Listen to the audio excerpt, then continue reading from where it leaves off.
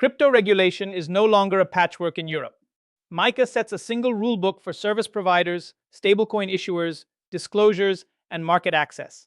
As we begin, ask one guiding question. How does this change the path to operating across the EU?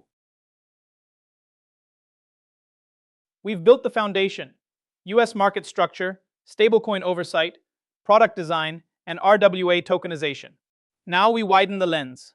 MiCA gives us our first major comparison point, a comprehensive EU framework that shows how global regulatory strategies can differ. MiCA matters because it turns Europe from a patchwork of crypto rules into one regulatory gateway. For firms, that means clearer access to a major market. For policymakers, it creates a benchmark that other jurisdictions now have to compare against. MiCA is best understood as a classification system. Before asking which rule applies, you first ask two questions: who is acting, and what kind of crypto asset is involved? An issuer faces obligations around the token itself, especially disclosure through a compliant white paper. A crypto asset service provider, such as an exchange, custodian, or broker, needs authorization to offer regulated services in the EU. Stablecoin-like tokens receive extra scrutiny because they can affect payments and financial stability. So MiCA is not one blanket rulebook. It creates different compliance pathways based on role, activity, and token type.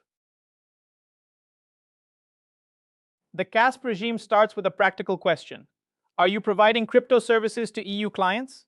If the answer is yes, custody, exchange, operating a trading platform, brokerage, order execution, advice, portfolio management, or transfers, authorization may be required before the service is offered.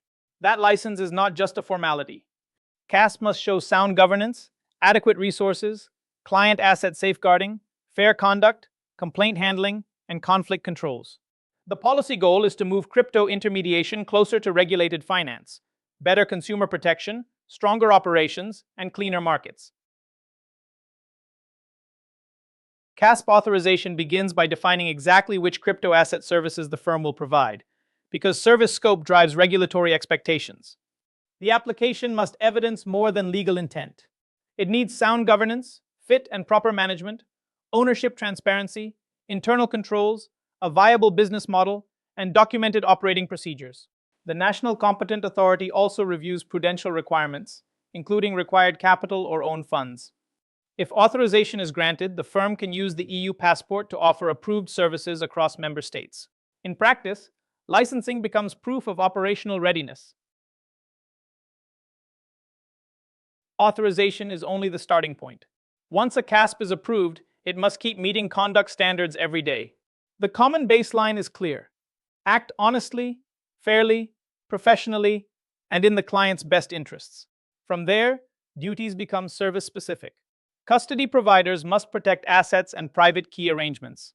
Exchanges and trading platforms must manage conflicts, pricing transparency, operational resilience, and market integrity. Advice and transfer services need clear, accurate information about risks, costs, rights, and execution. MiCA is therefore not a one-time gate. It is an operating discipline. One of MiCA's key moves is that it does not regulate stablecoins as one broad bucket.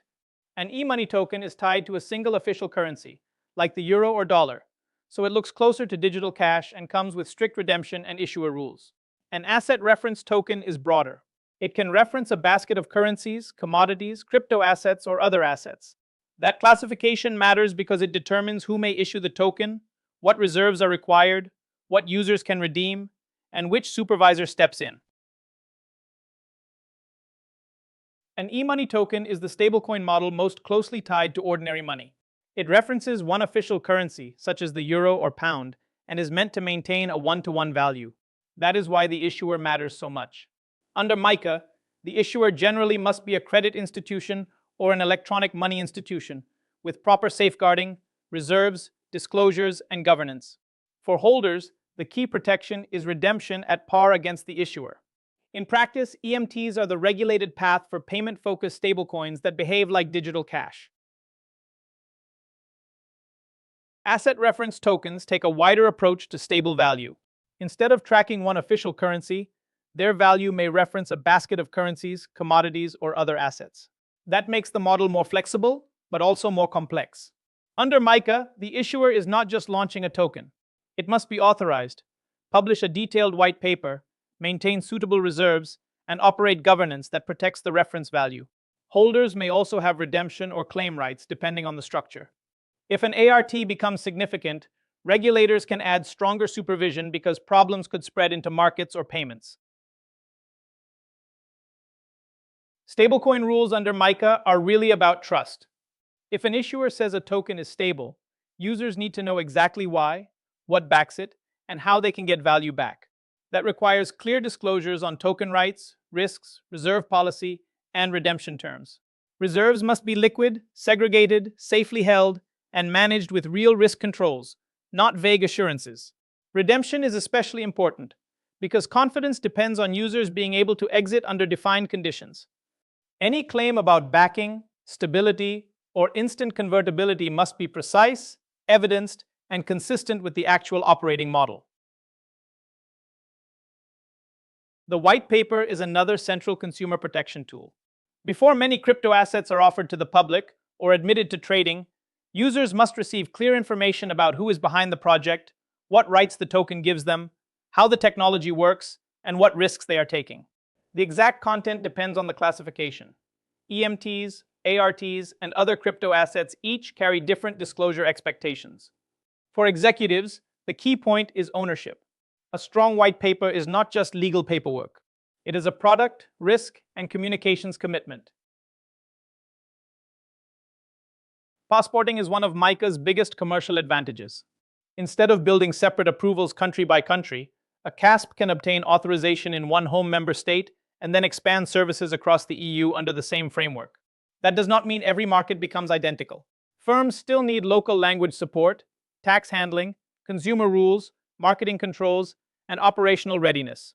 The choice of home state also matters because supervisors differ in process, engagement, ecosystem, and talent access. For global firms, MiCA can make compliance a platform for scalable European growth. Imagine Global Pay wants to launch a Euro stablecoin and wallet across the EU. The first executive decision is classification. Is the token an EMT, an ART, or something else? That answer drives disclosures, authorization, and reserve rules. Before launch, the firm needs credible governance, redemption, communications, and reserve safeguarding. It also has to decide which crypto asset services it will provide itself, such as custody, exchange, transfer, or advice, and which may require a licensed partner. Handled well, MiCA becomes more than compliance. It becomes a route to trust and scalable distribution. MiCA gives us a practical reference model. License the service provider, disclose the asset clearly, and regulate stablecoin risks through EMT and ART rules. Its passporting logic also shows why jurisdiction choice can shape growth strategy. Next, we'll compare Singapore, Hong Kong, and the UAE. Then turn these rules into product and market entry decisions.